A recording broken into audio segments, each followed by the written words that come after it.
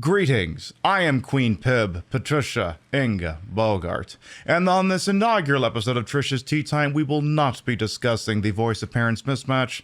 That will be covered in a future episode. What brings us here today is to discuss the desired, required resignation of DJClancy. To be clear, I don't mean Twitch Chief Executive Officer Dan Clancy.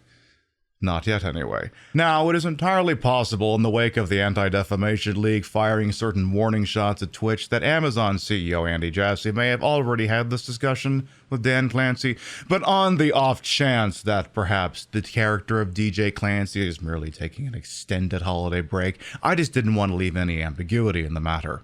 Now, in this orbit, many of you will be countlessly aware of the ongoing exploits of DJClancy to spread the good word of Twitch through the most forced use of a "hello, fellow children" character, perhaps in recorded history.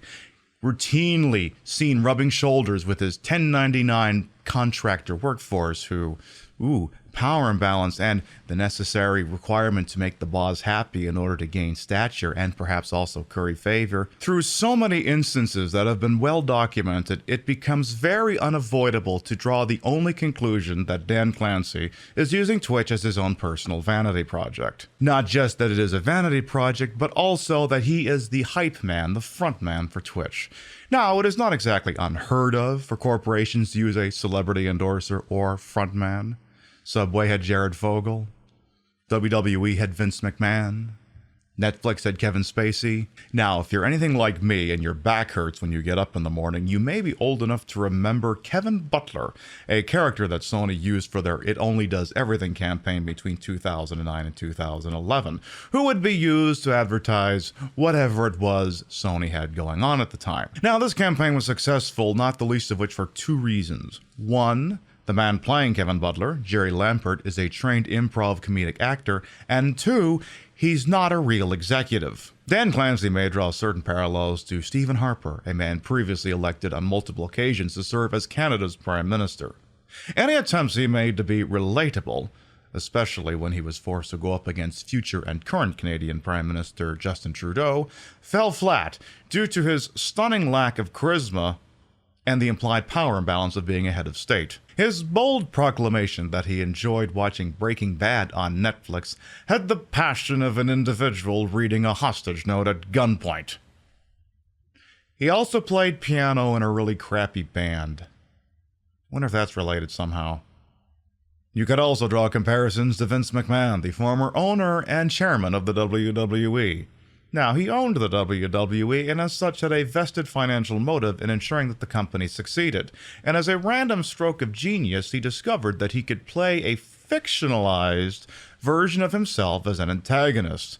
This proved to be wildly successful as, go figure, an entertainment audience has a much easier time buying that a corporate executive could be a villain rather than a hero. Aside from being his vanity project, however, was that the usual abuse and quid pro quo of contractors by a boss got to be so horrendous that the current iteration of the product, which he no longer has any ownership stake in and therefore no say in its broadcasting, has essentially placed him in witness protection. And I don't know about you, but I think we've reached the point in 2025 where we're already sick of CEOs gallivanting around, mugging for attention, instead of doing their jobs. Speaking as and for marginalized people, our problem with former Twitch CEO Emmett Shear was that he didn't have anything anyone wanted to hear.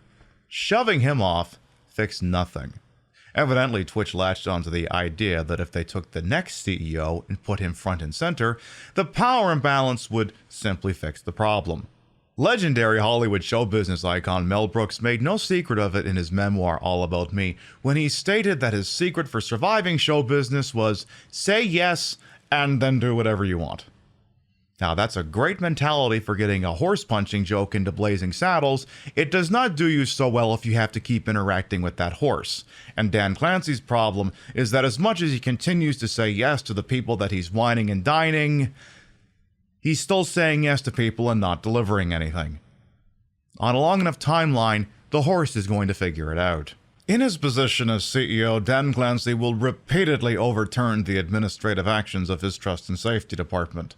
Some call it clout farming, Some call it currying favor. I call it by the term I was beaten into me by my corporate job, a quid pro quo. Were Dan Clancy to ever be accused of a serious impropriety, given his extremely high public profile, such accusations may be difficult to dispel. And not to put too fine of a point on this discussion, a certain early morning incident in Midtown Manhattan has all manner of companies reevaluating the public visibility of their chief executive officers. Corporate security, as you may not be aware, is a famously overlooked concept because it does not inherently generate revenue for the company. You may also be aware of the legend of Coca-Cola and that only 2 individuals know the secret ingredient. And they're not allowed to travel on the same airplane, for reasons that'll become evident if you think about it. If all of this is somehow not enough to retire the character of DJ Clancy, perhaps we should consider something far simpler. If Dan Clancy was capable of being creative, he'd be Jerry Lampert. Instead, he's Twitch CEO Dan Clancy. At least that's what I think. This has been Trish's Tea Time. I'm QueenPiB.